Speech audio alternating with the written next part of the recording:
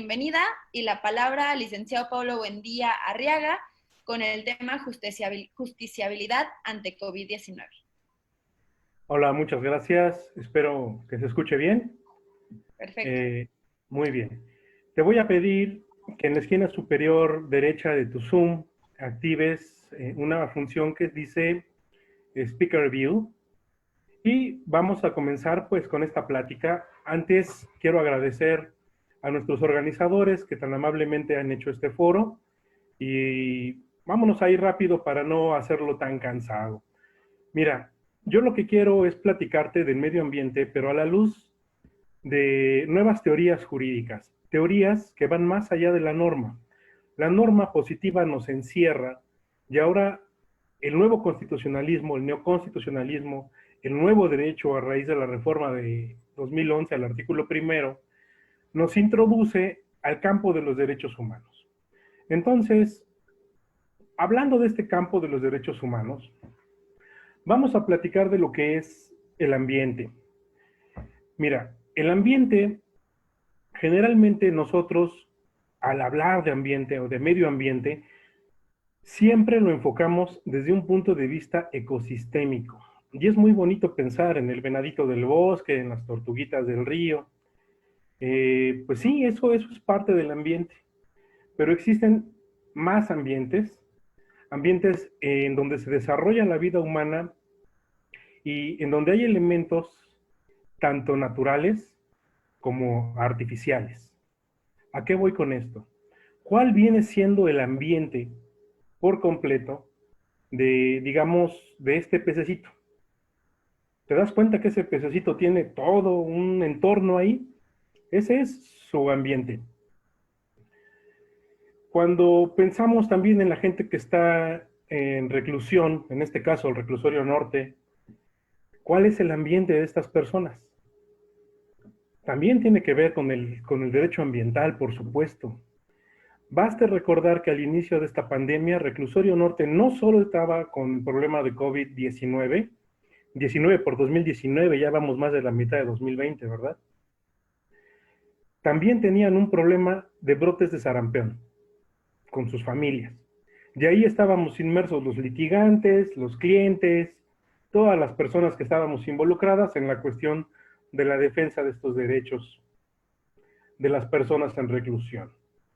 ¿Cuál es el ambiente de estas personas que están justo frente a Congreso de la Unión? Pasando Congreso de la Unión, justo enfrente del Palacio Legislativo, tenemos esta escena. Nadie aquí me va a dejar mentir. Es un contraste tremendo el que nos da esta ciudad, este país, cuando hablamos de la constante y sistemática vulneración de derechos ambientales. El ambiente también tiene que ver con el ambiente de nuestros niños. Yo soy padre, al igual que seguramente algunos de ustedes. Ahí los tenemos. Claro que es un ambiente construido, ¿verdad? El que tratamos de darles. ¿A qué voy con esta disertación? El ambiente no nada más es esa tortuguita y ese venadito del bosque, no. El ambiente se construye de dimensiones complejas. Esas dimensiones involucran aspectos sociales, familiares, culturales, escolares, laborales. Claro, podemos hablar de un ambiente de trabajo, de un ambiente familiar, de un ambiente escolar. Todo eso se interrelaciona en el ambiente. ¿Qué sucede? El ambiente es en realidad un ciclo, bueno, no un ciclo, un conjunto de sistemas y subsistemas que están totalmente interrelacionados unos con otros, como fichitas de dominó. Tú afectas uno y vas a afectar irremediablemente a todos los demás. El ejemplo más palpable es el COVID-19.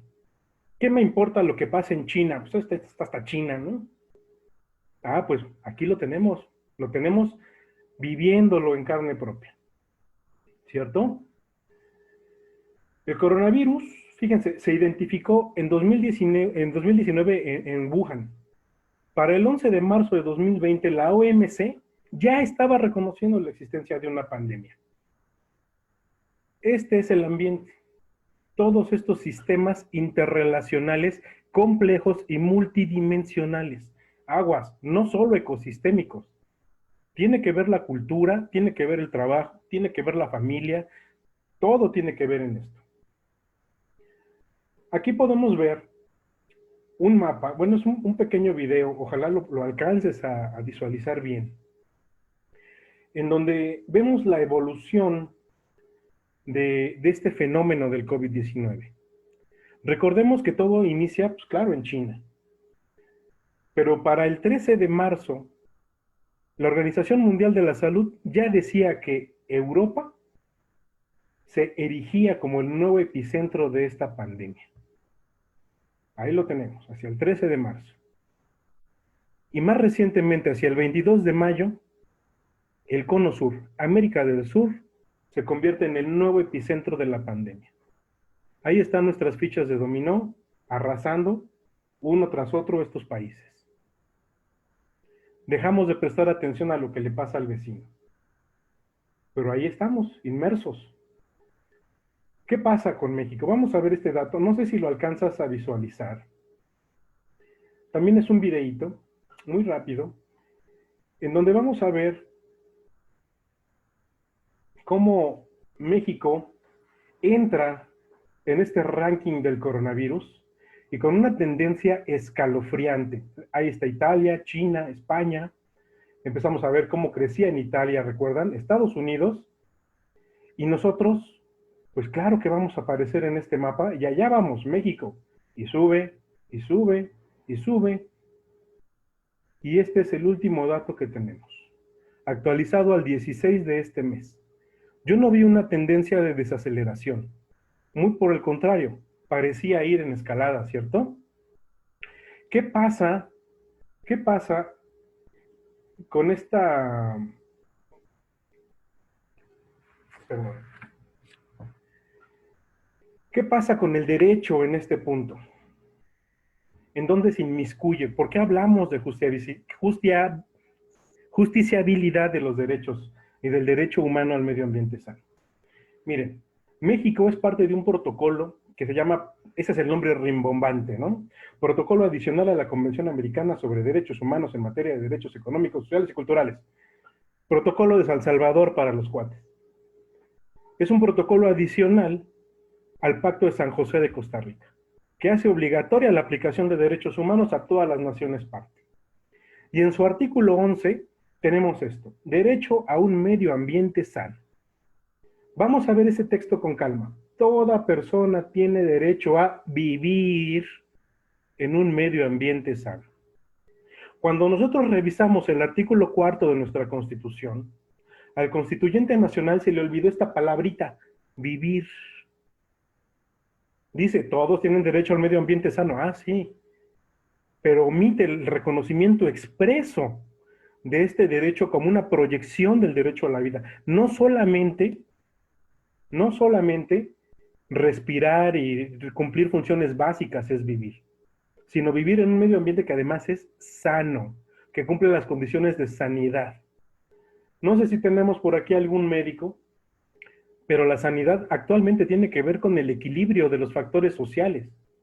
La relación salud-enfermedad se mide a través de la disminución de la desigualdad, de la disminución de la brecha de desigualdad. Más adelante, hablaba mi compañero Peregrino, en 1992, México le entró a Río de Janeiro y dijo, ah, sí, firmamos aquí, firmamos allá. Siempre hacemos lo mismo. En Río de Janeiro hay un principio que es el principio 15, que nos habla del criterio de precaución. Para no hacérselos cansado, el criterio de precaución o el principio precautorio en materia ambiental dice, si no le sabes, ni te metas. Si no sabes cómo va a estar el problema, mejor frénalo. No, es que la ciencia todavía no se ha pronunciado. No me importa. Hay un riesgo ahí que no conoces y lo mejor es que lo frenes. Este es el principio 15 de Río de Janeiro. ¿Lo aplicamos en nuestro país?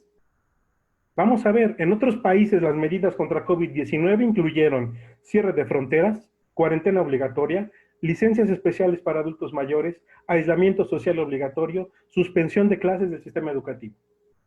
Aquí en México no habíamos hecho absolutamente nada.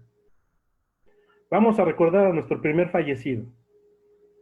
El primer muerto por COVID-19 en México se da por un concierto al que asistió el 13 de marzo.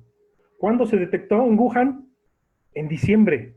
3 meses después seguíamos teniendo conciertos masivos. ¿En dónde está nuestro principio precautorio? ¿Por qué no se está aplicando el principio precautorio? La justiciabilidad de derechos humanos no nada más es llevarlo al tribunal, sino también la responsabilidad de nuestras autoridades. ¿Y a dónde va esa responsabilidad de nuestras autoridades? Estas son gráficas, es muy difícil obtener gráficas tan acreditadas y tan recientes, en donde vemos, o al menos yo creo, que no hay una cresta que se esté estancando, como nos dicen en las mañaneras, ¿verdad? Ahí están las gráficas, todas tienden de manera, creo que incontrovertible hacia un alza, y estamos hablando de fechas muy cercanas. Al 13 de junio de 2020. La oficial, claro, estos últimos casos de aquí no aparecen todavía contabilizados. El esquema a nivel mundial. Y aquí tenemos a México. Tenemos todavía 6 puntos altamente críticos con datos al 2 de junio. Todavía es muy cercano. Los mayores allá en Iztapalapa y otros municipios muy cercanos al centro de la ciudad. Y vamos hacia la nueva normalidad. Fíjense que antes de eso yo quería platicarles de las medidas que supuestamente estamos teniendo en materia de protección de estos derechos, de este derecho humano al medio ambiente sano. Hablemos, por ejemplo, de la aduana. La aduana mexicana fue hasta el 15 de abril que decidió poner medidas de control de coronavirus. ¿Qué medidas? Colocaciones de filtro sanitario con unos enfermeros, todo el mundo usa cubrebocas, se descartan los cubrebocas en papeles especiales, las que ya conocemos. Pero absolutamente no se ha pronunciado o no ha habido nada respecto de las mercancías que entran al territorio nacional. Y ahí estamos bien contentos importando desde China. Cuando revisamos lo que dijo, o lo que se dijo en la mañanera por López-Gatell, este es un dato del 2 de abril de 2020, da un discurso que es totalmente contradictorio. Por una parte dice, no existe ningún plan porque no existe intención alguna de utilizar el mecanismo de cierre de fronteras como si este fuera útil para el control de la epidemia. En el país tenemos suficiente transmisión para que se mantenga la epidemia, de modo que no es ningún beneficio cerrar las fronteras. En cambio, se afectará el abastecimiento de insumos y el tránsito de personas. Y poquito después dice, a las personas compatriotas que están en el exterior, damos el mensaje de que no vengan ahora, porque su transporte o trasiego, si llegaran a tener infecciones por COVID-19, van a contribuir a los contagios en el punto en que lleguen. ¿Qué onda? ¿No necesitamos el cierre de fronteras? ¿O quédense allá afuera mejor? Yo no entiendo este mensaje contradictorio del gobierno federal y no entiendo cómo está aplicando el principio precautorio para cuidar nuestras vidas. Y ahora vamos hacia la nueva normalidad. El 1 de junio se acaba la jornada de sana distancia. Hoy en la madrugada yo estaba realizando esta diapositiva y me meto a revisar que el semáforo sigue en rojo. ¿De qué se trata esto? ¿Muérase quien se tenga que morir, acaso? Es peligrosísimo que estemos enfrentando a la población a esto, ¿no? Estas son las gráficas de otros países en donde vemos cuál ha sido la tendencia a partir de un punto de equilibrio en la cresta de la gráfica, lo cual creo que no hemos visto en México. ¿Y en dónde nos pega aquí en México a nosotros? Nos pega en la pobreza, muchachos. Nos pega en la pobreza. La medición de pobreza en México. pues indica lo que ya todos sabemos, ¿no? Que somos más pobres que ricos. En 2018, el Coneval, Consejo Nacional de Evaluación para la Política de Desarrollo Social, registra 52.4 millones de personas pobres, más 9.3 millones de ellas que están en pobreza extrema. ¿Verdad? Y estamos hablando de las mediciones de pobreza. Déjame platicarte en este punto que la pobreza se mide desde diferentes ángulos.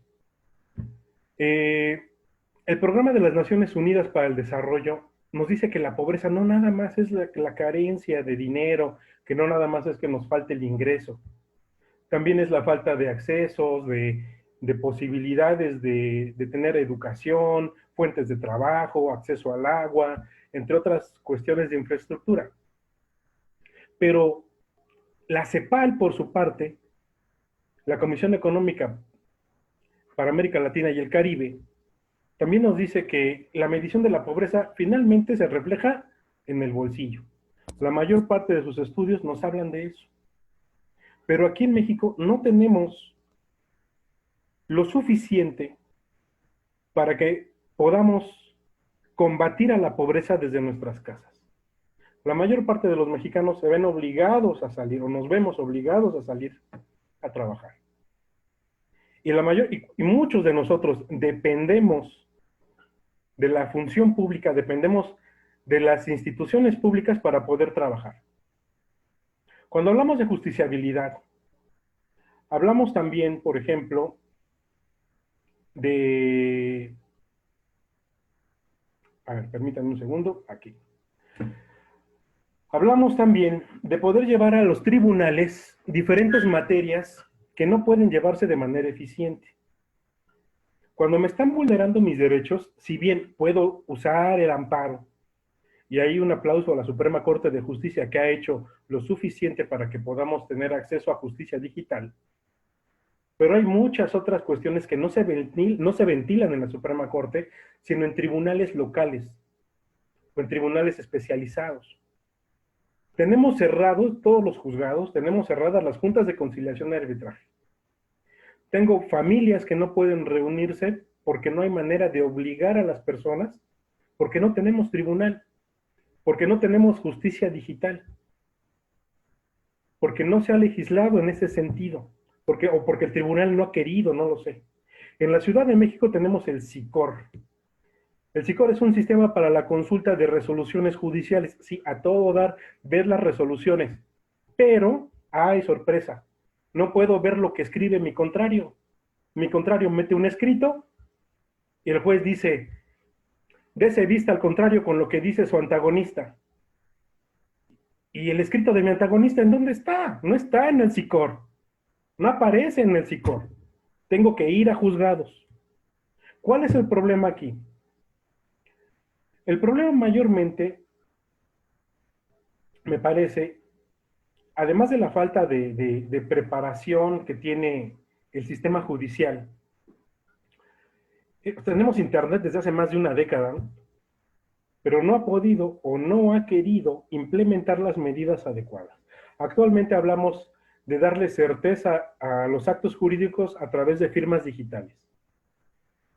¿Cómo entiende la gente una firma digital? ¿Firmar un papel y mandarlo escaneado por internet? O sea, con el respeto, eso es algo absurdo. ¿Por qué no implementamos como medio de validación de la personalidad, por ejemplo, la firma electrónica avanzada? ¿Quién de ustedes ha tramitado la firma electrónica avanzada? Te toman datos del iris, las 5 huellas digitales de cada mano. Parece que te están fichando para entrar al reclusorio. No es suficiente dato de identificación para que yo pueda registrarme como usuario de un servicio judicial y a partir de esa firma electrónica avanzada promover mis juicios, evitar aglomerar las instalaciones de los tribunales, darle certeza a actos jurídicos incluso entre particulares, contratos. ¿No podría el tribunal también, digamos, llevar un registro de las cédulas? y evitarnos tantos abogados que hay sin cédula ejerciendo. El problema que nos va a dejar este COVID-19, porque hay mucho que reflexionar al respecto. ¿Qué tuvimos a raíz del COVID-19? Pérdida de empleos, cierre de servicios públicos, mayores índices de pobreza. Si de por sí no podíamos ahorrar, ahora creo que es menos. ¿Y qué va a haber que hacer? Yo creo que hay que implementar todas las medidas necesarias para que se pueda acceder a los derechos a través de una forma digital. No podemos considerar hoy por hoy, hoy en día, no podemos considerar que sea una cuestión esencial, tanto que tenemos casi todos los tribunales de la República cerrados. Parece que lo esencial se limitó a lo que puedas comer, lo que puedas beber, lo inmediatamente necesario para subsistir. Y el ejercicio de derechos, más allá de la materia federal, que sabemos que la Corte, aún la Corte que tuvo suspensión de actividades, siguió trabajando de manera digital.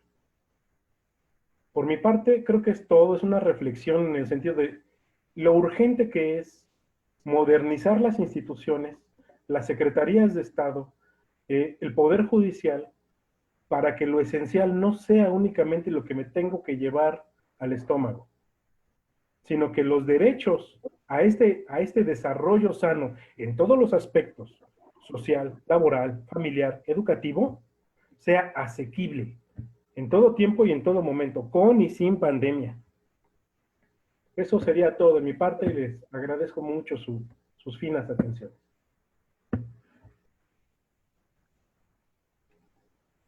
Muchas gracias, Pablo. Bueno, vamos a habilitar el chat para que puedan hacerse con preguntas. Como bien mencionó la secretaria Itzel Arellano, las primeras 5 las estaríamos leyendo para que pudieran hacerse a los ponentes.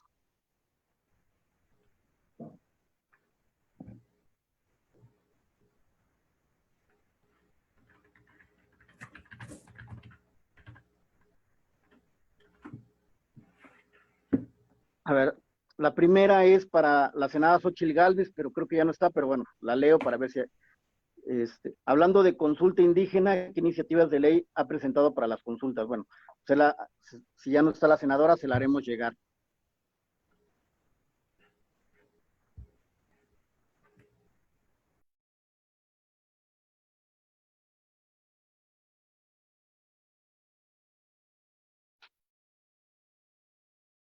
Si alguien más tiene alguna pregunta para que la puedan anotar en el chat.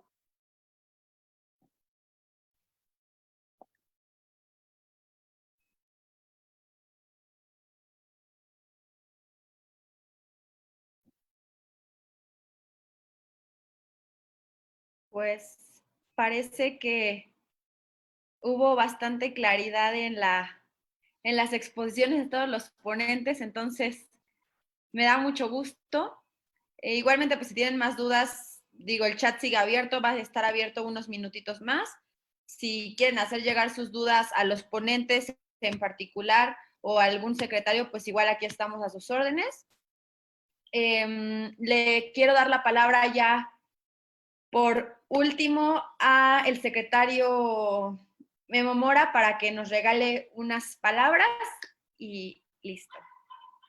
A ver, creo que aquí hay una... ok. Sí, perdón, secretario. Gracias. Muchas gracias, secretaria. Bueno, como bien decía, si hay más preguntas, pueden hacerlas llegar y se les pasarán a las personas que sean las indicadas. Pues solamente agradecerle a los 5 ponentes, muchísimas gracias. La verdad es que, como bien menciona la secretaria, hubo mucha claridad, ¿no? Es un tema muy importante, muchas cosas que a veces no nos imaginamos sobre el medio ambiente, sobre las consecuencias que tiene para la salud, el papel tan importante que está jugando ante la pandemia que estamos viviendo. De verdad, muchísimas gracias.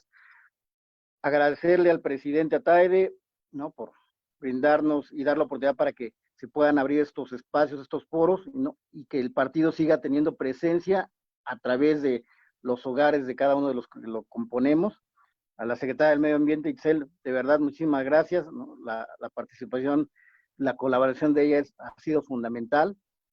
A Paris Oviedo, que nos ayudó ahí a controlar, ¿no? Como anfitrión, muchas gracias, porque ahí algunos se pudieron dar cuenta que hubo ahí de repente unas cosas medio raras, pero las pudo controlar bien. Muchísimas gracias a todos los que nos han ayudado, a los concejales que nos acompañaron, Salvador Correa, Socorro Ortiz, que ya la había mencionado, ¿no? Por ahí también veo a la concejala Ana Villagrán, Daniela Álvarez, espero que no se me escape nadie, ¿no? A los secretarios Pedro Díaz, Rodrigo Miranda, al tesorero Jorge Velázquez, al secretario May Peñaflor,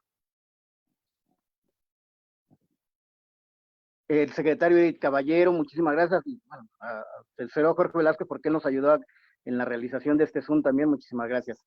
Particularmente a todos, muchas gracias, y bueno, no me queda más que darle la palabra a la secretaria y pues ya para concluir este foro.